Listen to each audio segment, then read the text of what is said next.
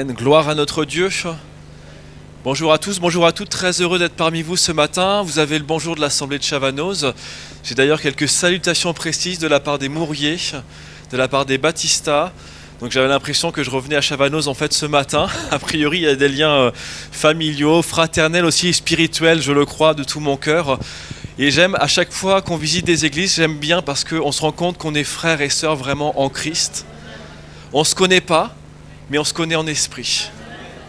Et on se connaît d'avance, et c'est merveilleux, c'est une gloire, c'est miraculeux. On est heureux de célébrer le Seigneur, de le louer ce matin parce qu'il est tellement bon. Il est plein de miséricorde, plein de grâce, plein de bienveillance. C'est lui qui pourvoit à tous nos besoins, c'est vrai. Mais on ne voudrait pas non plus tomber dans la course à la bénédiction, vous savez. Voilà, la machine à sous là. Seigneur, je viens devant toi ce matin. Je mets les 3 touches et je descends le levier, puis là j'attends la bénédiction. Non Seigneur, on n'est pas là pour prêcher l'évangile de prospérité, bien que le Seigneur rende prospère ce qu'il touche aussi. J'avais vu cette vidéo d'un pasteur qui se vantait devant sa congrégation, c'est aux États-Unis, se vantait d'avoir la plus grande maison de l'État, de tous les pasteurs des États-Unis. Est-ce que c'est ton but, Seigneur? Je ne crois pas. Même si tu pourvois tous nos besoins. Tu pourvois toutes choses. Mais c'est vrai que notre société, elle est axée sur le matériel, sur la bénédiction, sur la consommation, sur tout ce qu'on peut voir, toucher, sentir, tout ce qui fait appel à nos sens, à nos émotions, à la chair, c'est vrai. On pourrait comparer les ministères, les églises, etc., comparer les bénédictions des uns et des autres. Ah là, mon frère, il a été béni plus que moi, je suis jaloux de lui alors qu'on ne sait pas par quoi il est passé. Mais le Seigneur bénit. Nous mesurons souvent les choses avec nos yeux, tandis que le Seigneur mesure avec le cœur. Il regarde au plus profond et sait la qualité, sait la valeur des choses. Il regarde au cœur. Et parfois nous cherchons la bénédiction, mais Dieu veut nous faire passer par un chemin différent avant de nous amener à cette bénédiction. On va partager ce matin dans le livre de l'Exode, au chapitre 5. Je vous invite à ouvrir la parole de Dieu. Exode chapitre 5 du verset 1 au verset 3. Exode 5, verset 1 au verset 3.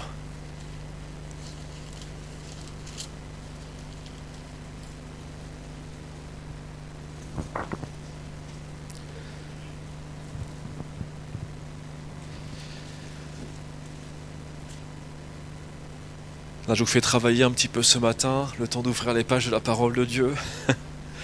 Exode chapitre 5, du verset 1 au verset 3. Et nous lisons ceci dans ce passage. Moïse et Aaron se rendirent ensuite auprès du Pharaon et lui dirent « Ainsi parle l'Éternel, le Dieu d'Israël, laisse aller mon peuple pour qu'il célèbre au désert une fête en mon honneur. » Pharaon répondit « Qui est l'Éternel pour que j'obéisse à sa voix en laissant aller Israël ? Je ne connais point l'Éternel et je ne laisserai point aller Israël. » Ils dirent « Le Dieu des Hébreux nous est apparu. Permets-nous de faire 3 journées de marche dans le désert pour offrir des sacrifices à l'Éternel, afin qu'il ne nous frappe pas de la peste ou de l'épée. » Amen. Amen. Et ce matin, la pensée que le Seigneur a mis sur mon cœur, c'est que Dieu veut nous faire passer par le désert avant la bénédiction. Dieu veut nous faire passer par le désert avant la bénédiction. Et on voit ce contexte particulier de Moïse. Voilà, Dieu a appelé Moïse à libérer le peuple d'Égypte. C'est quand même extraordinaire. C'est vraiment Dieu qui regarde au cœur, qui appelle ses serviteurs, qui sait qui il appelle. Et heureusement que c'est comme cela. Heureusement que c'est Dieu qui choisit, qui décide, parce que si c'était l'homme, combien on se tromperait.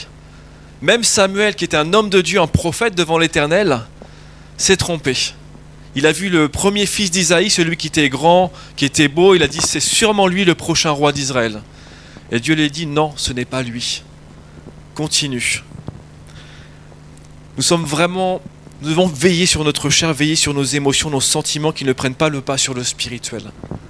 Et voir comme Dieu voit, voir comme Christ voit. Et Moïse, qui a un parcours qui est quand même étonnant, il a survécu à un massacre. Il a été élevé comme un prince d'Égypte, il est devenu meurtrier, il a fui ensuite, il a fui dans le désert. La Bible nous dit qu'il avait la bouche embarrassée, avec des difficultés d'élocution. Qui parmi nous, pour libérer le peuple, aurait choisi Moïse? En disant c'est lui que Dieu veut. Personne. Personne n'aurait dit c'est Moïse. Et peut-être que tu te dis ce matin, mais moi je ne suis pas qualifié, Dieu ne veut pas m'utiliser parce que j'ai ceci, j'ai cela, j'ai des contraintes, je ne peux pas le servir comme je voudrais, mais ce n'est pas toi qui dois être qualifié, c'est Dieu qui te qualifie. Dieu regarde au cœur, il voit tes qualités les plus profondes, même celles qui sont cachées à tes yeux, et il t'appelle. Et pendant qu'il t'appelle, il va te former, il va te qualifier, il va t'amener à aller beaucoup plus loin que tu ne crois. C'est Dieu qui qualifie. Parce que Dieu, par exemple, a dit d'Abraham, alors qu'il avait menti par rapport à son épouse, il va dire ceci, Genèse 20, verset 7, « Maintenant rends la femme de cet homme, car il est prophète. Il est prophète. Il priera pour toi et tu vivras. Mais si tu ne la rends pas, sache que tu mourras, toi et tout ce qui t'appartient. » Dieu voyait en Abraham un prophète, bien qu'il ait menti 2 fois. Mais dans son cœur, dans l'appel qu'il avait reçu, l'onction, c'était un prophète de l'Éternel. Gloire à Dieu. Et Dieu, dans sa connaissance, dans sa toute-puissance, il va choisir Moïse. C'est celui qu'il a choisi pour libérer le peuple. Moïse, un instrument entre les mains de Dieu. C'est Dieu qui choisit celui qu'il appelle à lui. Christ nous a choisis pour le suivre, pour être avec lui. C'est lui qui nous a choisis, c'est lui qui nous a appelés, c'est lui qui a vu dans notre cœur quelque chose et qui nous a appelés à son admirable lumière. Merci Seigneur. C'est lui qui a choisi les disciples. Quand bien même dedans il y avait Pierre, qu'il a renié 3 fois, quand bien même certains voulaient brûler d'autres disciples par le feu, parce qu'ils ne les connaissaient pas, quand bien même il y avait Judas, qui s'occupait de la trésorerie, qui était voleur, qui était menteur, etc. Mais il a choisi ses disciples, en pleine conscience, intentionnellement, en pleine volonté. Et Dieu va choisir Moïse, avec tout son passif, tout son passé, pour cette lourde tâche d'aller être utilisé par Dieu pour libérer le peuple après 400 ans d'esclavage en Égypte. La pression sur les épaules de Moïse. 400 ans où la culture des Hébreux a été en contact avec la culture égyptienne, où Dieu a fait silence, où il y avait le polythéisme, l'occultisme, etc. Combien ces 400 ans ont peut-être pu altérer la foi, la vie spirituelle de ce peuple-là. Mais Dieu était là. Il ne s'est pas manifesté, mais Dieu était là, il a entendu les larmes, il a entendu les souffrances. On le lit dans Exode 6, verset 5. « J'ai entendu les gémissements des enfants d'Israël que les Égyptiens tiennent dans la servitude et je me suis souvenu de mon alliance parce que Dieu n'est pas un homme pour mentir ni se repentir de ses alliances. » Et peut-être que tu n'entends pas Dieu dans ta vie ce matin, peut-être que tu as l'impression que Dieu ne te parle pas ce matin, mais il se souvient de toi. Il se souvient de ce qu'il t'a dit. Il se souvient de ce qu'il t'a donné comme appel, il se souvient de tout ce que tu as vécu avec lui. Parfois il fait silence et c'est volontaire, parce qu'il veut qu'on passe par le désert avant la bénédiction. Comment après 400 ans, le peuple pouvait faire confiance à Moïse? 400 ans de silence, la servitude, la souffrance, la peine, l'oubli, etc. Et Moïse qui arrive pour libérer le peuple. Moïse qui arrive devant Pharaon pour réclamer la libération du peuple d'Israël. Comment retrouver la foi dans un Dieu qui est silencieux? Comment lui faire confiance à nouveau? Renouer à cette relation qui peut-être avec le temps s'est estompée. C'est peut-être ton cas ce matin. Tu as rencontré le Seigneur. Tu as fait des expériences avec lui. Dieu t'a parlé. Dieu t'a béni. Dieu a montré sa grâce dans ta vie, mais peut-être que ça fait un moment que tu t'es éloigné de lui. Pour différentes raisons, on n'est pas là pour juger. Ça appartient au Seigneur. Tu le connais. Tu as entendu des témoignages. Tu connais sa grâce. Tu crois dans la croix, mais c'est comme si ta relation avec lui, il y avait une distance. Comme si quelque chose était brisé, comme si tu manquais de confiance en ce Dieu parce que la vie est parfois dure, elle est difficile. Et tu as peut-être souffert par rapport à ça. Et ce matin, Dieu t'encourage, ce n'est jamais trop tard. Regardez au fils prodigue. Qui d'entre nous l'aurait accepté chez lui? Je pense que j'aurais attendu la porte fermée. Avec mon cœur humain, avec ma dureté de cœur, j'aurais fermé la porte. Mais Dieu qui est bon, qui est bienveillant, l'attendait au loin, et quand il l'a vu, il a été ému de compassion, il l'a accouru dans ses bras, il l'a pris dans ses bras, il l'a restauré dans sa dignité. Ça, c'est le Dieu d'amour, c'est le Dieu bienveillant. Merci Seigneur. Ce n'est jamais trop tard, parce que Dieu n'attend qu'une seule chose, c'est qu'on revienne à lui. Il n'attend qu'une seule chose, c'est qu'on revienne à lui. C'est que son peuple revienne à lui. Il va même dire dans sa bonté, dans sa grâce, et ça nous dépasse, Ézéchiel 18, verset 23, « Ce que je désire, est-ce que le méchant meurt, dit le Seigneur l'Éternel, n'est-ce pas qu'il change de conduite et qu'il vive ?» Même envers les peuples païens. On le voit avec Ninive. Des peuples idolâtres, des peuples qui sont dans l'occultisme, dans toutes sortes de travers moraux, etc. Des peuples violents, il attend que les méchants changent de voie, qu'ils vivent. C'est ça la volonté de Dieu. Parfois il exerce des jugements parce que c'est nécessaire, mais sa volonté profonde c'est que tous les hommes soient sauvés, c'est qu'ils vivent, qu'ils se repentent et qu'ils changent de voie. Ça a toujours été comme ça. Et Jonas, qui connaissait Dieu, le savait. Bon, j'aime cette phrase de Jonas, Jonas 4, verset 2, il est tellement honnête. Il implora l'Éternel et il dit « Ah, Éternel, n'est-ce pas ce que je disais quand j'étais encore dans mon pays ?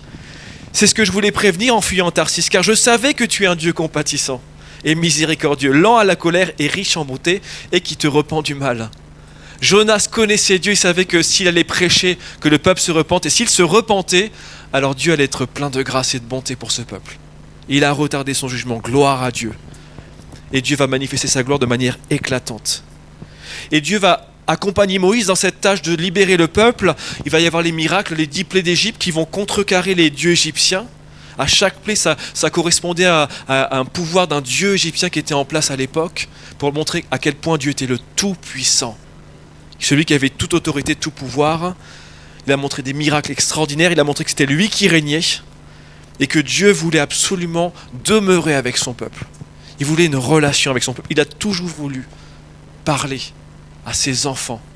Il a toujours voulu avoir une relation avec nous. Ça a été son but depuis le début, depuis la création.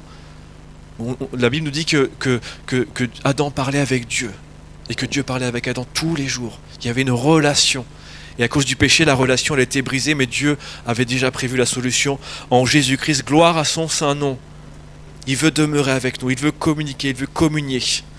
Et comme c'est un Dieu saint, 3 fois saint, nous dit l'Écriture, il n'est pas de la même consistance que nous. Nous avons été corrompus par le péché. Il faut que son peuple soit sanctifié. Il faut que son peuple soit mis à part, consacré pour pouvoir le rencontrer, pour parler à sa rencontre. Essayez de mettre votre main dans le feu, vous allez vous brûler. Un pécheur qui vient en contact de Dieu, s'il ne passe pas par Christ, il va se brûler. On a besoin de passer par Jésus-Christ pour être sanctifié, pour être rendu agréable à Dieu. Et avant de recevoir cette bénédiction promise au peuple, le pays où coule le lait et le miel, il fallait que le peuple passe par le désert pour aller adorer Dieu, pour aller rencontrer celui qui allait leur apporter cette abondance, apporter le lait et le miel, la vie avec le Seigneur. Et c'est mon premier point ce matin, aller dans le désert. Moïse va voir Pharaon, il va demander, voilà, libère mon peuple, laisse aller mon peuple. Il va plaider devant Pharaon. On imagine la pression devant ce cœur endurci, cet homme violent, le responsable des massacres des premiers-nés hébreux quand même. Un pays rempli d'idolâtrie, d'occultisme. Et il y va simplement avec Aaron et armé d'un bâton. Sans armée, sans pouvoir humain, mais mandaté par Dieu, avec l'autorité et l'onction qui étaient nécessaires pour ça. Et ça, c'est le plus important. Il n'y va pas seul, Dieu l'accompagne. Et nous ne marchons pas tout seuls, nous marchons avec Jésus-Christ, nous marchons avec son esprit. Et il faut que Dieu nous accompagne dans tout ce que nous faisons. Il faut qu'il marche avec nous dans tous nos projets. Il n'y a pas de domaine de nos vies, on peut dire, ça je laisse le Seigneur me parler, ça je laisse le Seigneur regarder à ce domaine de ma vie, mais cette partie-là, Seigneur, tu ne vas pas dans cette partie-là, c'est ma pièce personnelle. Ça ne marche pas comme ça. Dieu veut éclairer toutes les pièces de la maison. Et parfois ça coûte. Quand on ouvre des portes, on se dit « Ouh là là, c'est le bazar dans cette pièce. » Seigneur, il faut que tu fasses du ménage. Il faut que tu enlèves ce qui n'est pas nécessaire, Seigneur. Et David, qui n'était un jeune homme de 16-17 ans, qui a été appelé par Dieu à être roi d'Israël, va aller combattre Goliath. 1 Samuel 17, verset 45 nous dit « David dit aux Philistins, tu marches contre moi avec l'épée, la lance et le javelot, et moi je marche contre toi au nom de l'Éternel des armées, du Dieu de l'armée d'Israël que tu as insulté. Je ne marche pas tout seul ce matin, je marche au nom de Jésus-Christ, parce qu'il est avec moi. Gloire au Seigneur. Mais si tu vas t'attaquer à Pharaon tout seul, sans que Dieu t'envoie le faire, tu vas au-devant de problèmes, parce que c'est Dieu qui te donne l'autorité, qui te donne la qualification, qui te permet d'agir pour lui. On ne doit pas y aller tout seul. On doit faire ce que Dieu nous demande de faire. Les œuvres qu'il a préparées d'avance. Dieu préfère 1 million de fois l'obéissance au sacrifice. Les sacrifices qu'il ne l'a pas demandé, ça ne l'intéresse pas. On pourrait venir 10 heures par jour à l'église. Si ce n'est pas ce que Dieu nous a demandé, ça ne sert à rien. Il préfère l'obéissance d'abord dans les petites choses, puis plus ça va, il augmente les responsabilités. Dieu veut que nous fassions ce qu'il nous demande, même quand parfois c'est impressionnant, surprenant, étonnant. Combien de fois avons-nous vécu des moments où Dieu nous demandait de faire quelque chose d'étonnant, surprenant, et on a obéi et ça a été bénissant pour tout le monde. Mais pour nous, c'était bizarre parfois même. Mais Dieu est Dieu. Il fait comme il veut avec qui il veut. Et Moïse va demander une chose spécifique à Pharaon. Il ne dit pas « laisse aller mon peuple au pays promis parce qu'il y a une promesse pour eux ». Il laisse aller mon peuple pour qu'on aille au désert. On va aller adorer notre Dieu afin qu'il nous garde, afin qu'il nous protège. Il demande d'aller au désert pour célébrer une fête en l'honneur de l'Éternel. Et nous devons passer par le désert avant d'aller dans le pays promis. Nous devons aller adorer Dieu, le célébrer lui, avant de rechercher la bénédiction. On doit le chercher lui, chercher sa face, s'humilier devant lui, rechercher sa présence, Seigneur. Pourquoi ? Parce qu'on en a besoin, parce que notre cœur, il est tellement dur, on est tellement têtu, on est tellement endurci de cœur parfois, ou même enfermé dans nos conceptions. Parce que la théologie n'est que la compréhension de Dieu par l'homme. Mais Dieu est tellement plus vaste et plus puissant et plus que tout ce que l'homme pourra imaginer. On a besoin de se laisser travailler et de se laisser briser parfois pour que Dieu puisse agir. Avant d'accéder à la bénédiction, Dieu veut nous amener au désert pour que ce travail dans le désert nous amène à le rencontrer lui. Parce que quand tu es dans le désert, qu'est-ce qui te reste comme option ? À part crier à Dieu, à part t'attendre à lui, à part dépendre de lui. Il n'y a pas d'autre possibilité. Quand tu es au désert, tu peux que lever les yeux vers le ciel et dire « Seigneur, viens à mon secours ». Et c'est ce dont on a besoin.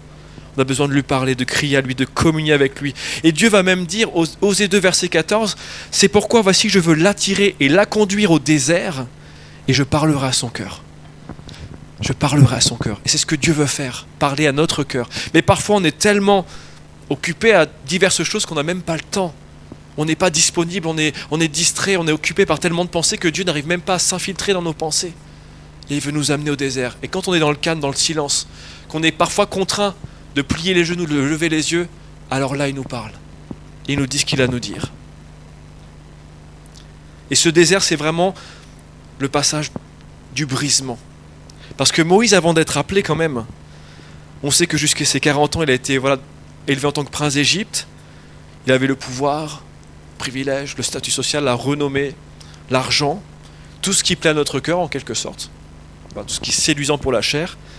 Mais Moïse était hébreu, il savait d'où il venait, et ce conflit était là, dans son cœur, pressant, au point qu'il a voulu solutionner ce problème par sa chair, par ses actions humaines, et il a tué un Égyptien. Il a tué un Égyptien. Exode 2, versets 11 et 12, on le lit. En ce temps-là, Moïse, devenu grand, se rendit vers ses frères et fut témoin de leurs pénibles travaux. Il vit un Égyptien qui frappait un Hébreu d'entre ses frères. Il regarda de côté et d'autre, et voyant qu'il n'y avait personne, il tua l'Égyptien et le cacha dans le sable. Alors il a voulu bien faire, mais ce n'était pas la bonne chose à faire. Et suite à ça, il a dû s'enfuir dans le désert. Il a dû vivre pendant 40 ans dans ce désert en tant que berger. Adieu les privilèges, adieu le statut social, adieu la reconnaissance sociale, adieu les choses qui brillent, les bijoux, le faste, etc. Tu te retrouves berger dans le désert pendant 40 ans, sous l'autorité de son beau-père. Et là, la vie a changé. Et il est passé, je pense, pendant ces 40 ans, par du renoncement, du brisement. Dieu l'a travaillé, Dieu l'a préparé pour ce moment glorieux où il l'a appelé par le buisson ardent. Pendant 40 ans. Est-ce qu'on peut imaginer un cheminement spirituel de 40 ans ? Pour nous, notre échelle de temps, elle est à la journée. Il faudrait que Dieu agisse demain. Mais Moïse, il a dû patienter pendant 40 ans, à cheminer, à garder le troupeau, certainement à prier, à lever les yeux, à chercher la face de Dieu. Je ne sais pas ce qu'il a fait, la Bible est silencieuse, mais pendant 40 ans, il a erré dans le désert en quelque sorte. Et son cœur a été travaillé. 40 ans avant d'être appelé. Et ce que j'aime, c'est que Dieu ne l'a pas appelé directement. Il a fait brûler un buisson ardent. Il aurait pu l'appeler tout de suite, dire « Moïse, viens là !» Non, il a fait brûler un buisson ardent. Et je crois que Dieu voulait voir si Moïse était prêt. Est-ce qu'il allait se rapprocher, voir ce que c'était ce buisson ardent ? Est-ce qu'il allait être sensible à son appel ? Est-ce que sensible à ce signe qu'il allait mettre sur son chemin ? Et Moïse a été prêt, il s'est rapproché du buisson ardent. Et pendant ces 40 ans, il a dû se rapprocher de Dieu. Il a dû devenir sensible à sa présence. Il a dû chercher sa volonté.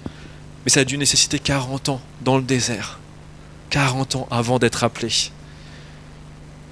Et c'est mon deuxième point ce matin, le désert avant l'abondance. Le désert qui précède la promesse. Il fallait que le peuple passe par ce désert pour arriver au pays de Canaan où coule le lait et le miel. Et on voit dans le livre de l'Exode qu'en effet, le peuple avait besoin de passer par ce désert. Quand on voit les réactions, quand on voit comment les attitudes, les phrases, les mots, comment ils se sont comportés avec Moïse, envers Dieu, oui, on comprend que leur cœur avait besoin d'être brisé. On comprend que leur cœur avait besoin d'être travaillé parce qu'ils n'étaient pas prêts à rencontrer Dieu. Ils n'étaient pas prêts. Et même dès le début, ce qui m'a toujours étonné, surpris, mais c'est comme ça, on n'est pas meilleurs qu'eux, ils ne sont pas meilleurs que nous, le cœur humain n'a pas changé. Mais dès le début, malgré les miracles dont ils ont été témoins, ils ont commencé à se plaindre. Ils ont commencé à murmurer, à critiquer. Dire, mais Seigneur, on était même presque... Ils ont même regretté le pays d'Égypte. Comment est-ce qu'on peut regretter un pays d'esclavage, Seigneur ? Comment est-ce qu'on peut regretter la servitude ? Nombre 11, verset 15, nous nous souvenons des poissons que nous mangions en Égypte et qui ne nous coûtaient rien, des concombres, des melons, des poireaux, des oignons et des os. Comment est-ce qu'on peut regretter ça, Seigneur ? En voyant ta main agir, en étant libéré de l'esclavage, on regrette un pays de servitude. Le cœur avait besoin d'être travaillé. À quel moment notre cœur est assez dur pour regretter ces choses-là et préférer l'Égypte au pays promis ? Et parfois on est un peu comme ça dans notre vie avec Dieu. Vous regrettez le silence de Dieu, c'est ça que vous manquez ? Vous regrettez les 400 ans passés loin de votre pays ? Vous regrettez cette absence de prophète, cette absence de miracles parmi vous ? C'est ça que vous regrettez dans votre cœur ? Jérémie 23, verset 29 nous dit « Ma parole n'est-elle pas comme un feu, dit l'Éternel, et comme un marteau qui brise le roc ?» Et la parole de Dieu a cette puissance de briser la dureté des cœurs. Parfois notre cœur est tellement dur que la parole de Dieu arrive, elle perce en plein cœur. Il y a quelque chose qui se passe dans notre cœur. Merci Seigneur. Alors Dieu va envoyer ses instructions, sa parole, ses commandements. Mais même là, le peuple est trop impatient. Vous imaginez attendre 40 jours Moïse avec tout ce qu'ils ont vu, tout ce qu'ils ont vécu avec le Seigneur, c'était trop long. 40 jours, c'est trop long, Seigneur. Là, ils vont s'impatienter. Et ils vont se créer leur propre Dieu parce que c'était trop long, 40 jours. On ne pouvait pas patienter, Seigneur. Le cœur humain qui est prêt à se forger des dieux dans son cœur parce que ça ne va pas assez vite, parce que ça ne répond pas à nos attentes, parce que ce n'est pas comme ça que Dieu devrait agir dans nos vies. On a déjà une réponse toute faite. Ils vont se faire un veau d'or. Ils vont se prosterner. Ils vont célébrer ce faux Dieu, cette idole. Et quand Moïse va voir cela, il va briser les tablettes de colère, d'indignation. Et le prix a été lourd, parce qu'il y a toute une génération qui est morte dans le désert. Toute une génération qui a passé 40 ans, parce que ce n'était pas si loin que cela, le pays promis. Mais ils ont tellement été désobéissants et durs de cœur que Dieu les a travaillés, les a brisés, avant de pouvoir rentrer dans cette bénédiction. Le prix a été lourd.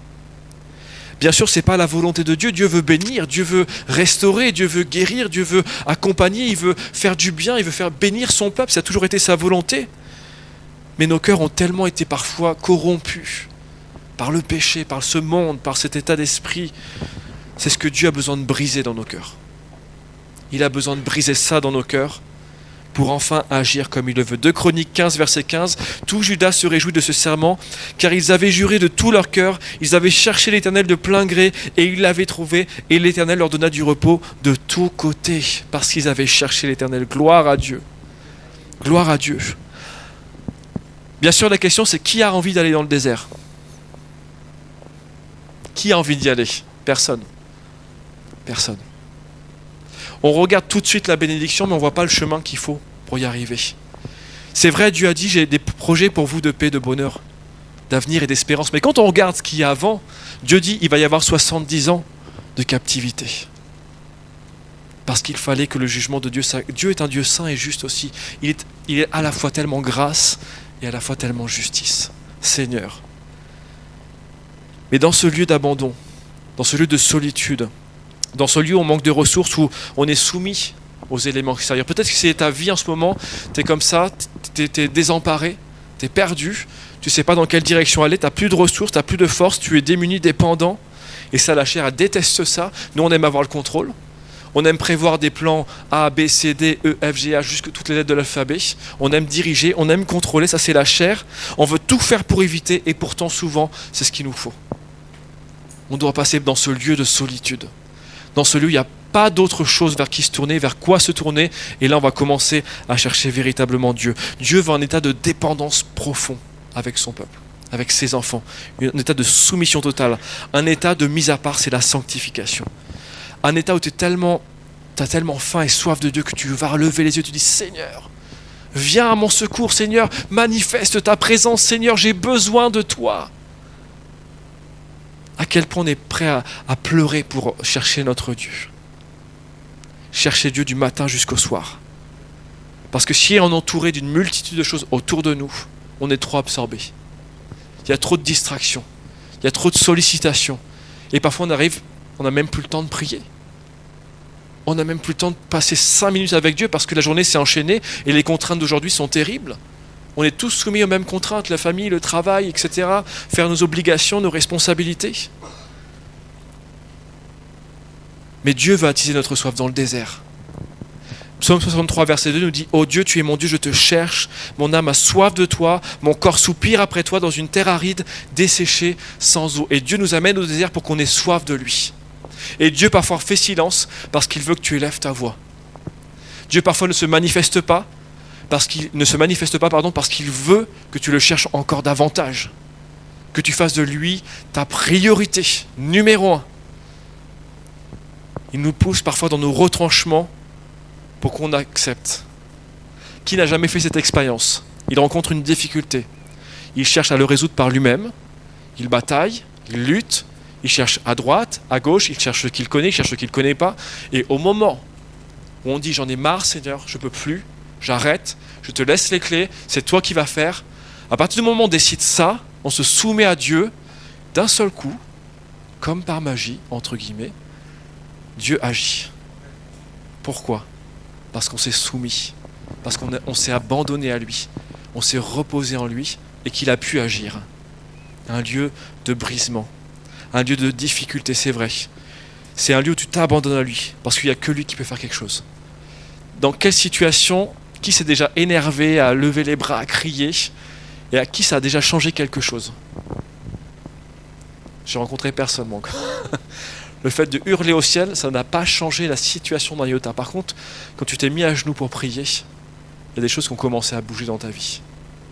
Quand tu as commencé à implorer l'Éternel, ça a commencé à y avoir des remous, des frissons, puis d'un seul coup, il y a une personne qui est enlevée de ton entourage par des choses extraordinaires. D'un seul coup, ce qui te manquait, eh bien Dieu te pourvoit pour tes besoins. D'un seul coup, le cœur de la personne qui était vraiment endurci, elle est changée. Et comme ça, combien de témoignages on a comme ça, où Dieu a agi? Parce que dans le désert, c'est là où Dieu manifeste sa gloire aussi. Il manifeste sa gloire. Sa gloire peut éclater. Dans le désert, les Hébreux ont vécu la mer Rouge qui a été coupée en deux. Gloire à Dieu. Ils ont vécu la manne. Tous les jours, la nourriture tombait du ciel. Ils avaient qu'à se pencher pour ramasser. Et encore là, ils se sont plaints. Alors Dieu a envoyé des cailles pour avoir de la viande. Et encore là, ils se sont plaints. Vous voyez comment on est. Et on n'est pas beaucoup différents d'eux. Dans le désert, les vêtements et les souliers ne s'usaient point pendant 40 ans. Est-ce que c'est pas miraculeux quand même? Dans le désert, il y a eu le serpent d'airain. Alors oui, c'est étonnant. On ne comprend pas tout. Pourquoi Seigneur t'a demandé à faire un serpent en airain? Ça préfigure Christ, il y a beaucoup de choses par rapport à ça, mais c'est étonnant, Seigneur. Et Moïse a obéi. Et il suffisait aux gens de regarder au serpent d'airain, et c'est vraiment la préfiguration de Christ. Tu regardes au serpent d'airain, tu es guéri. Alléluia, Seigneur. Tu regardes à Christ, tu lui fais confiance, tu places ta foi en lui. Va, ta foi t'a sauvé. Va, ta foi t'a sauvé. Va, ta foi t'a guéri. La foi qui libère. Les instructions pour le tabernacle, c'est glorieux. Qui est une représentante du tabernacle céleste, Seigneur. La tente de la rencontre, où Dieu se manifestait et où on pouvait rencontrer Dieu. Où Moïse passait des heures à parler avec Dieu. À tel point que même quand il sortait, son visage brillait de la gloire de Dieu. Seigneur, ça c'est glorieux. Mais Dieu va le préciser, Exode 14, verset 4, « J'endurcirai le cœur de Pharaon et il les poursuivra. Mais Pharaon et toute son armée serviront à faire éclater ma gloire. Et les Égyptiens sauront que je suis l'Éternel. » Et les enfants d'Israël firent ainsi. Dieu fait éclater sa gloire. Parfois, il y a des circonstances dans nos vies que Dieu permet pour que sa gloire puisse éclater. On se souvient de Lazare. Moi, ça m'a toujours touché. Lazare. qui étaient malades. On sait ce que Jésus faisait. Tous ceux qui venaient à lui étaient guéris. Et pourtant, on lui dit que son ami est malade, il ne bouge pas. Il dit, mais Seigneur, quel manque de cœur quand même. Tu vas pas guérir Lazare. Et il sait très bien ce qu'il fait. Et il patiente 2 jours supplémentaires, il va auprès de la famille de Lazare. Il arrive, on lui dit, il est mort. Jésus n'est pas inquiété. Et il va le prier, il va dire, c'était pour que ta gloire éclate, Père. Pour que ta gloire se manifeste, Père. Et il va le ressusciter. Et on va bénir Seigneur pour ça, pour ces exemples. Et mon 3e point, c'est que Jésus, c'est notre pays promis à nous. C'est notre pays d'abondance. Peut-être que tu vis des tribulations dans ta vie en ce moment, c'est difficile pour toi, mais Dieu veut se glorifier dans tes tribulations. Dieu veut manifester sa gloire dans tes tribulations. Jésus, il n'a pas guéri Lazare, parce que le Père voulait être glorifié. Et que la résurrection, mais combien les cœurs ont été bouleversés à ce moment-là, de voir un mort revivre. Seigneur, ça fait 4 jours qu'il sent. Ça fait 4 jours qu'il est mort, il sent, c'est terminé, ça c'est notre cœur humain, c'est nos pensées humaines, c'est fini, il n'y a plus de solution, c'est terminé, ne va même pas prier pour lui. Non, Lazare sort, et Lazare est sorti. Ça c'est Dieu, c'est la gloire de Dieu. Jésus n'a jamais promis dans sa parole que notre vie chrétienne serait exempte de difficultés. Qu'il n'y allait y avoir aucune persécution, aucune tribulation, que ce serait un chemin pavé de fleurs et qu'on marcherait sur une nuée et que tout irait pour le mieux. Il a dit qu'il serait avec nous tous les jours, quel que soit le moment, quelle que soit la difficulté, et c'est différent. Ce qui me touche dans l'église du début, c'est que les apôtres n'ont pas prié que les persécutions cessent. Ils ont prié que, Seigneur, donne-nous la force de supporter les difficultés, que tu puisses agir. Et Dieu agit au travers des persécutions. Et sa gloire a éclaté bien davantage. Seigneur, merci. Il n'a jamais dit que disciple serait facile quand on voit les exigences de Christ, renoncer à soi-même, porter sa croix. Seigneur, c'est pas facile. Mais Dieu est là, il est avec nous. Et toutes les promesses qu'il nous a fait dans sa parole, les capacités surnaturelles qu'il nous confère dans sa grâce, c'est merveilleux, Seigneur. Les dons spirituels, la gloire de Dieu, l'autorité du nom de Jésus, ça c'est merveilleux, Seigneur. C'est des choses extraordinaires. Mais Dieu ne voulait pas éviter que le peuple d'Israël ne passe pas par le désert. Il ne voulait pas éviter ce passage-là. Et il les a gardés à chaque étape, malgré la méchanceté, malgré leur dureté de cœur. Il était là la nuit et le jour. La nuit et le jour, la colonne de feu la nuit. Et il les guidait. Il a pourvu à tous leurs besoins. Il les a guéris. Il leur a donné sa parole et les 10 commandements. Et nous avons reçu Jésus-Christ, gloire à Dieu. Dieu nous a envoyé sa parole pleine de grâce et de vérité. Et nous l'avons contemplée. Oh Seigneur. Nous avons contemplé la gloire de Dieu. Nous la contemplons au corps aujourd'hui en esprit. Jésus, c'est notre pays promis, c'est notre repos parce qu'il a tout accompli. On parlait de la victoire tout à l'heure et c'est vrai, Seigneur, on prie pour la victoire dans nos vies, mais il nous faut réaliser que la victoire a déjà été acquise à la croix. On n'a pas à batailler avec Dieu pour la victoire parce qu'il a déjà donné à son peuple. Il nous faut saisir par la foi la victoire. Saisir par la foi parce que sans la foi, il est impossible d'être agréable à Dieu. Seigneur, à la croix, tu as détruit les œuvres du diable. Oh Seigneur. Tu as dépouillé les puissances et les dominations. Est-ce que quelqu'un sait ce que ça veut dire dépouiller? C'est enlever la peau. Il les a dépouillés. Il leur a enlevé l'autorité. Il nous a donné l'autorité au nom de Jésus. C'est glorieux, Seigneur. Il nous a acquis le pardon de nos péchés, le salut, la guérison et tellement d'autres choses encore. Ça, c'est notre pays promis. Ça, c'est l'abondance dont Christ nous parle. Nous n'avons pas à faire des œuvres supplémentaires. L'œuvre de la croix, elle est accomplie. Elle est parfaite. Elle est glorieuse. On doit faire que Dieu manifeste ce tout accompli dans nos vies. On n'a pas à batailler.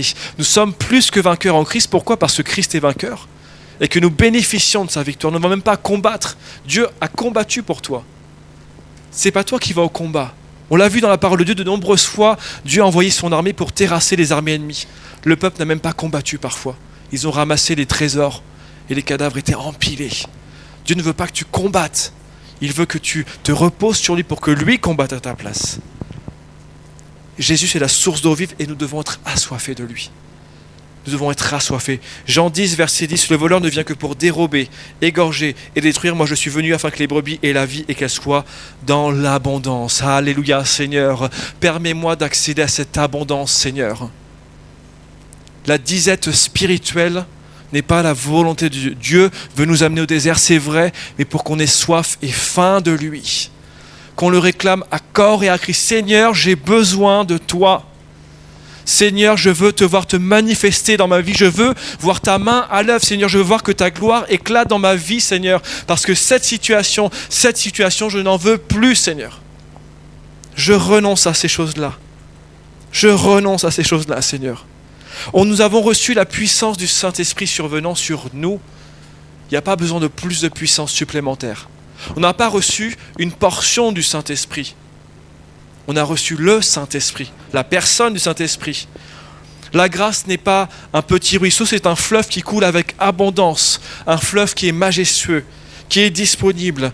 Le salut est acquis, on n'a pas forcé pour l'obtenir, c'est par la foi que nous sommes sauvés, en plaçant notre foi dans l'œuvre de la croix en Jésus-Christ. Et également, la guérison est acquise, car c'est par ces meurtrissures que nous sommes guéris. Quand nous prions pour le salut des âmes, tous ne sont pas sauvés, c'est vrai. Mais nous ne remettons pas en question l'œuvre de la croix pour cela.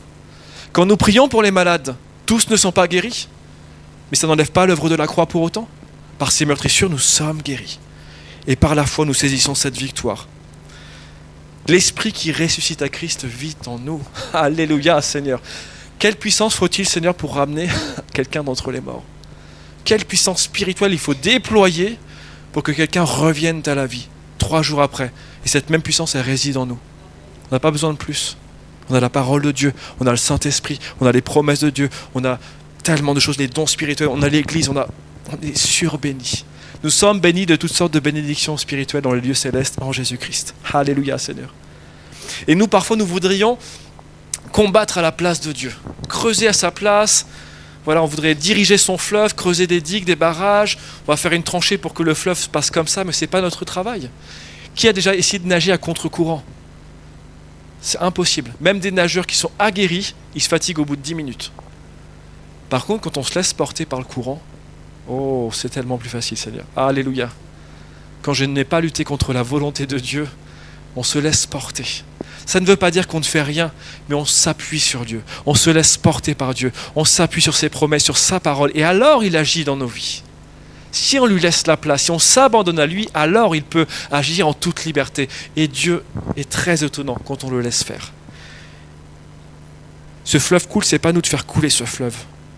Et c'est pour ça que souvent il nous place dans des situations où il nous pousse dans nos retranchements. Il nous pousse au bout de nos raisonnements, au bout de nos forces. Et il nous amène à ce point de rupture où on dit « Seigneur, j'ai compris. J'arrête de lutter. Je t'abandonne tout, Seigneur. Et je te laisse faire. Ce matin, et que ce soit une prière dans ton cœur, Seigneur, j'arrête de lutter contre toi et je te laisse faire dans ma vie. Je décide de te faire confiance. Parce que si tu as fait toutes ces choses, tu n'as pas changé. Tu es le même hier, aujourd'hui et éternellement. Si tu as été capable de les faire, alors tu les feras encore. Il n'y a pas de raison. Le temps des miracles n'est pas passé. Le temps des dons spirituels n'est pas passé. Dieu agit encore aujourd'hui. Et Dieu attise notre soif. Jésus va dire dans Jean 7, versets 37 à 38, « Si quelqu'un a soif, qu'il vienne à moi, qu'il boive. Celui qui croit en moi, des fleuves d'eau vive couleront de son sein, comme dit l'Écriture. » Alléluia, Seigneur. Est-ce que c'est fatigant de boire? C'est pas fatigant. Avec Dieu, c'est pareil. On ne doit pas s'épuiser avec Dieu. Et quand on commence à le laisser faire, des choses étonnantes se produisent. Et on n'est pas épuisé, on n'est pas fatigué. Parce que c'est Dieu qui est en train d'agir. Et nous ne passons plus, c'est vrai, par le désert physiquement, mais spirituellement, on doit passer par ce lieu. Parce que Jésus nous a demandé de renoncer à nous-mêmes. Aïe, on n'aime pas ça. On n'aime pas ça, renoncer à nous-mêmes. Qu'est-ce que ça veut dire renoncer à nous-mêmes? C'est pas nos efforts. On n'est pas des ascètes qui se privent de tout, qui disent voilà, je me coupe de tout. Il y en a qui ont cru que c'était la solution contre le péché, ça ne marche pas. On a voulu se fermer dans des lieux clos en disant voilà, on sera protégé du monde, mais si le cœur humain n'est pas régénéré, ça ne change pas le problème. Le péché est toujours là. On ne se coupe pas des choses, on a des sentiments, des émotions, on n'est pas des robots, on n'est pas des ascètes, on n'est pas des stoïciens, mais on doit crucifier la chair. On doit renoncer aux convoitises, renoncer à soi-même. Et c'est uniquement Dieu qui nous rend capable de le faire. C'est uniquement par son esprit qui nous rend capable de renoncer à ce qui nous tient à cœur. On ne renie pas notre humanité, mais c'est un cheminement, c'est un processus pour pouvoir le rencontrer lui. Parce que si j'ai trop de moi dans mon cœur, Dieu n'a pas la place. Si je pense qu'à moi, moi, à quel moment Dieu peut intervenir et dire moi, voici ce que je veux. Voici ce que je veux. C'est ma volonté. On doit renoncer à nous-mêmes. Pour aller vers Christ, on doit renoncer. Le mot renoncer en grec, c'est apernomai, c'est comme Pierre, quand Pierre a renié Christ, on doit renier notre propre personne. Seigneur, je renie mes projets. Je renie mes désirs, mes envies, je renie mes visions, je renie ce qui m'est cher, Seigneur, et je te l'abandonne. Je renonce à ce qui me paraît important. Parfois, on voudrait avoir raison sur les autres. Non, ma vision de voir les choses, c'est ça qui est important. Ma compréhension de qui est Dieu, c'est ça, elle est meilleure que la tienne, mon frère, ma sœur. Ça, c'est pas bon. On doit renoncer. On doit renoncer à avoir raison. Peut-être que tu as raison, mais c'est pas grave. Renoncer à avoir le dernier mot à tout prix. Je te dis que c'est comme ça. Je l'ai lu hier dans la parole de Dieu, j'ai une révélation, c'est comme ça. Combien de fois Dieu a changé le cours de l'Église au travers des siècles. Renoncer à ma manière de faire, de comprendre les choses. Renoncer à tout ce qui a fait appel à mon ego. Combien c'est dur l'ego, ce qui est séduisant pour la chair. Oh, les flatteries. Oh, mais tu es quelqu'un d'important. Regarde comme tu es grand, tu es beau, tu es merveilleux. Ça, c'est la chair. Je ne suis pas important.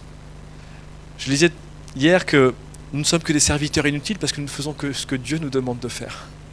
Et c'est vrai. On n'a aucune gloire à tirer de ce que Dieu nous permet de vivre. Aucune gloire à tirer de ce qu'il nous a donné.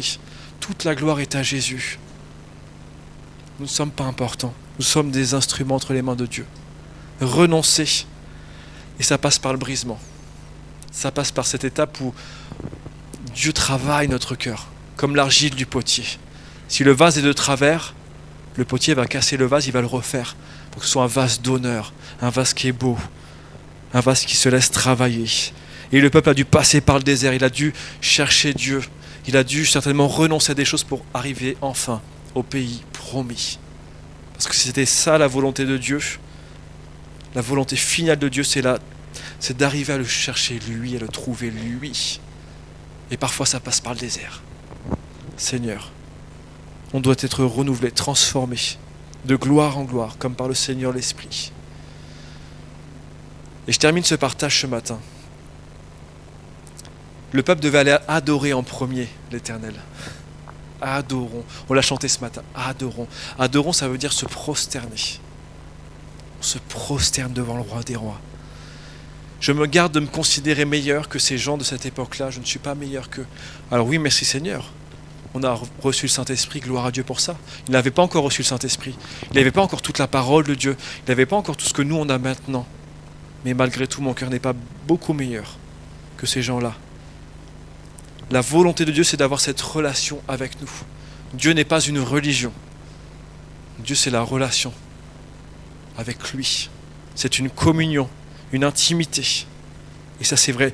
La Bible nous dit que Dieu est un Dieu jaloux parce qu'on lui appartient. On peut être jaloux que ce qui nous appartient. On peut envier ce qui est aux autres, mais on peut être jaloux que ce qui nous appartient. Je peux être jaloux par rapport à mon épouse, à mon époux, s'il y a d'autres personnes qui s'approchent, et je crois que c'est sain. Je pense que c'est sain de veiller sur ce qu'on a, veiller sur notre couple, notre famille, notre église, notre pays, et Dieu est un Dieu jaloux. Alors il va attirer notre attention. Il va faire des signaux d'alerte. Il va dire attention, parfois par des personnes, parfois par un verset dans la parole de Dieu, parfois par une parole inspirée, parfois par un rêve. Il va nous alerter, il va dire reviens-moi, reviens-moi. Et si notre cœur est endurci, à un moment, Dieu qui nous a alertés, il fait ce qu'il faut faire pour nous ramener à lui, parce qu'il veut qu'on revienne à lui, c'est sa volonté. Moïse a passé 40 ans dans le désert avant d'être appelé. Jésus a jeûné pendant 40 jours avant de commencer pleinement son ministère.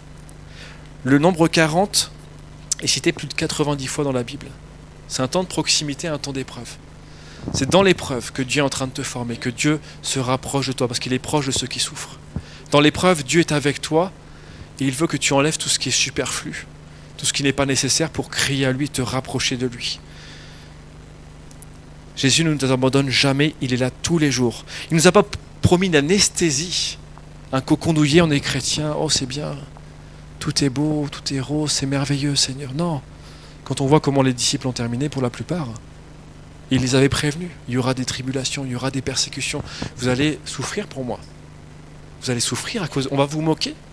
On va se moquer de vous. Peut-être qu'on se moque de toi dans ton milieu professionnel, avec tes collègues, avec tes amis, avec ta famille. On se dit, mais lui, il est chrétien, oh là là, il est fou, il fait n'importe quoi, c'est une secte, etc. On a tous entendu ça. Et c'est une gloire parce que vous souffrez pour le nom de Christ et que vous recevez des récompenses éternelles pour ça.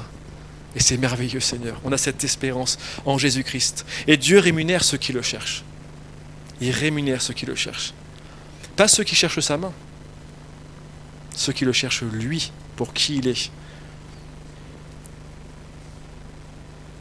Le peuple d'Israël avait oublié, 400 ans, oublié qui était Dieu.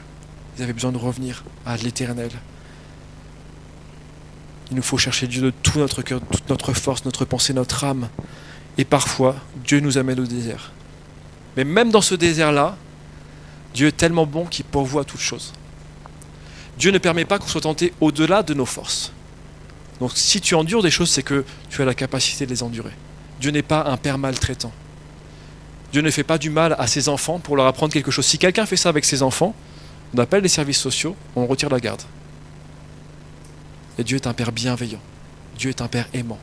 Dieu est un père miséricordieux. Dieu est un père d'amour. Il est patient. Il est tellement patient. Si tu crois que c'est trop tard, c'est faux. Ça, c'est un mensonge du diable. À partir du moment où tu te repens sincèrement, tu demandes pardon à Dieu, Dieu te pardonne, il oublie ta faute. Et t'ouvre ses bras. Il veut juste que tu reviennes à lui. Et peut-être que si tu es dans le désert, crie à lui, cherche sa face. Il ne t'abandonnera pas. Et tu reviendras à lui, il reviendra à toi. Cherchons celui qui bénit, celui qui guérit, celui qui restaure, celui qui relève, celui qui libère, celui qui délivre. Et on pourrait citer des milliers de noms comme ça. Cherchons celui, cherchons-le lui, et le reste suivra. Quand on cherche qui est Dieu, quand on s'intéresse à son cœur, à qui il est, à son caractère, à ce qu'il veut, il n'y a pas besoin de s'inquiéter du reste. Jésus le dira, cherchez premièrement le royaume de Dieu et sa justice, et toutes choses vous seront données par-dessus. Notre priorité en tant qu'enfant de Dieu, c'est de s'occuper du royaume de notre Père. Et le reste, il s'en occupe. Est-ce que pour Dieu, c'est impossible de pourvoir à nos besoins? De nous accorder le toit, le vêtement, le manger? Il est Dieu. Il est Dieu, il est tout-puissant, il est glorieux, il est majestueux. Ce n'est pas un problème pour lui. Mais il faut qu'on le cherche lui. Parce que tant que tu seras accaparé à t'occuper d'ici-bas, tu ne pourras pas lever les yeux en haut. On a besoin de regarder là-haut. Et dans sa présence, oh Seigneur, qu'on est bien. Alléluia. On va courber le cœur devant le Seigneur. Et on va prier que ce Dieu de gloire, ce Dieu de miséricorde se révèle à nous ce matin, Seigneur. Alléluia, Jésus. Seigneur, je ne veux pas chercher l'abondance pour l'abondance, Seigneur. Je ne veux pas chercher ta main, mais je veux chercher ton cœur, Seigneur. Je veux chercher ta personne, Seigneur Jésus, parce que c'est ce qui est important pour nos vies. C'est qui tu es, Seigneur, qui me comble le cœur de joie. C'est ce que tu es, c'est ta volonté, c'est ton amour, c'est ta grâce, ta bienveillance. C'est toutes ces choses-là qui me remplissent de paix, de sérénité, de joie, de toutes sortes de bienfaits et de bonté, Seigneur. Alors ce matin, je veux renoncer, Seigneur. Je veux renoncer à tout ce qui me sépare de toi, Seigneur. Je veux renoncer à tout ce qui m'éloigne de toi, à tout ce qui me distrait. Ça peut être la télévision, ça peut être les séries, ça peut être les animés, ça peut être le travail, ça peut être le couple, ça peut être les addictions, ça peut être toutes sortes de choses qui nous séparent de Dieu et on a besoin de se séparer, de renoncer à nos mauvaises voies, de revenir à Dieu. Si mon peuple sur qui est invoqué mon nom s'humilie, prie et me cherche, et me recherche, se détourne de ses mauvaises voies, alors je guérirai son pays, alors je le bénirai, alors je lui ferai voir ma grâce, ma bénédiction, ma faveur. Oui Seigneur, nous avons besoin de renoncer à ces choses mauvaises qui nous séparent de toi et que ta gloire se manifeste dans nos vies, Seigneur. Oh, viens bénir ceux qui sont éprouvés ce matin, ceux qui sont dans un temps de désert, qui n'ont plus d'eau pour boire, qui sont comme assoiffés, qui n'ont plus de nourriture, qui sont comme sans force, qui sont à terre, Seigneur. Viens les relever ce matin, que la puissance du Saint-Esprit, Seigneur, se manifeste et remplisse, Seigneur, de fleuves d'eau vive, Seigneur. Viens nourrir ton peuple ce matin, Seigneur. Viens le fortifier, viens le bénir ce matin, que la gloire de Dieu, le feu du ciel descende, brûler notre offrande, Seigneur, de reconnaissance. Oui, Seigneur, te disons merci ce matin pour ta parole, parce que c'est une parole de vie, c'est une parole qui ramène à la vie, Seigneur, c'est une parole de réconciliation, c'est une parole de pardon, c'est une parole de repentance, mais on a besoin de ta parole, Seigneur, parce qu'elle nous fait du bien, elle nous nourrit spirituellement, actuellement. Alors Seigneur, oui, si nous passons par le désert, ne cherchons pas à ce que le désert s'arrête, mais cherchons à ce que tu viennes, toi, Seigneur, te manifester dans le désert.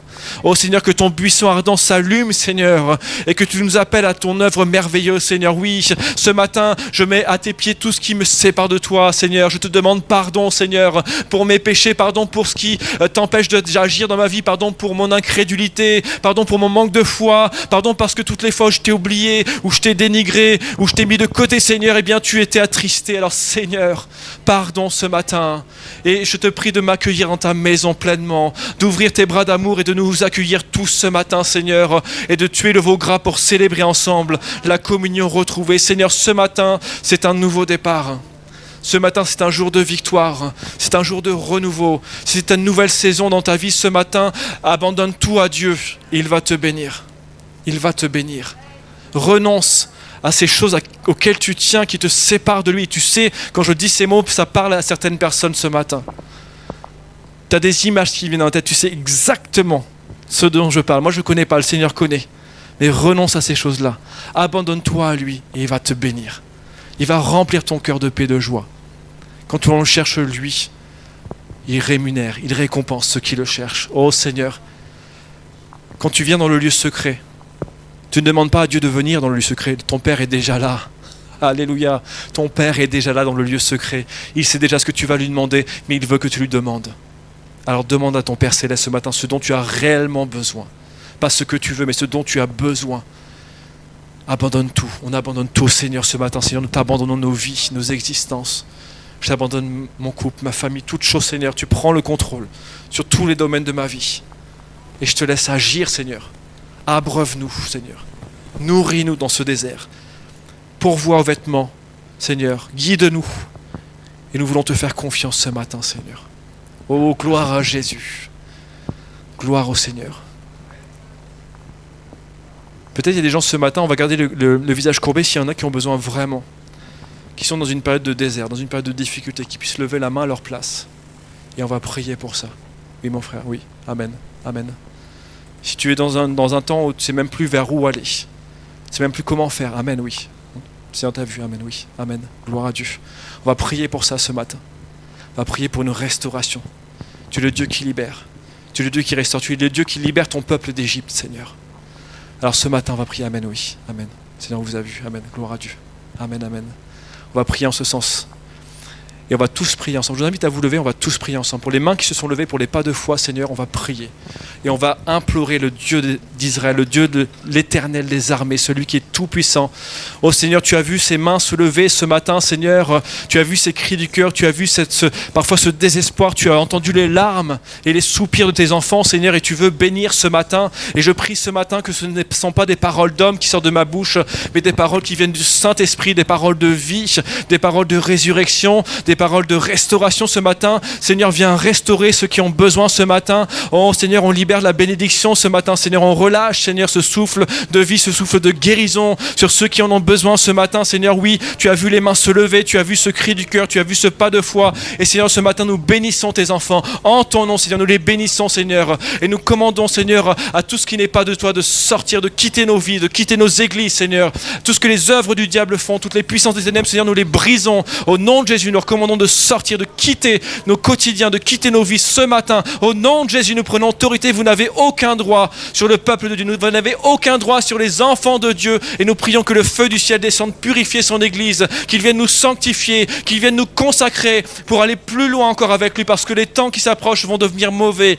Et nous avons besoin de la force du Seigneur. Nous avons besoin de la gloire de Dieu pour continuer à avancer de sa grâce, Seigneur. Oui, viens bénir ceux qui ont levé la main. Viens bénir tout ton peuple, tous tes enfants ce matin, dans cette Église de Saint-Fond, dans toutes nos églises, Seigneur. Viens bénir les serviteurs, parce qu'on a besoin d'être encouragés aussi, Seigneur. Oh, viens bénir le pasteur de cette Église, Cédric, Seigneur. Viens bénir les anciens, les serviteurs, les servantes, et que ton Église puisse aller de l'avant, que les oppositions soient détruites, Seigneur, que tout ce qui empêche l'Église d'avancer soit rebuqué, Seigneur, refusé, Seigneur, au nom de Jésus, Seigneur. On te prie ce matin, oh, que ta gloire se manifeste, Seigneur, et nous croyons que tu as agi ce matin. Nous croyons avec foi que des choses ont été déplacées, débloquées, Seigneur. Oh, sois élevé, sois glorifié, Jésus. Nous te bénissons, Seigneur, et nous te donnons toute la gloire. Merci, Jésus. Merci, Seigneur. Gloire à toi, Seigneur. Alléluia, Seigneur. Merci pour ta présence. Oh, merci Saint-Esprit que tu visites et que tu agis ce matin dans nos cœurs. Oh, gloire à toi, Seigneur. Que des fleuves d'eau vive sortent de nos seins, Seigneur, oui. Alléluia, Seigneur. Que les dons spirituels soient exercés avec abondance. Que les miracles, les signes et les prodiges nous suivent, Seigneur, et suivent la proclamation de ta parole. Oh, gloire à Jésus. Gloire à toi, Seigneur. Nous nous prosternons devant toi. Parce que tu en es digne, on l'a chanté tout à l'heure. Digne es-tu, agneau de Dieu. Oh, merci Jésus. Alléluia, Seigneur. Gloire à Jésus. Oh, je te bénis, je t'aime, Seigneur. Alléluia, Seigneur. Que le Seigneur est bon. Que le Seigneur est bon. Alléluia. Amen. Gloire à notre Dieu.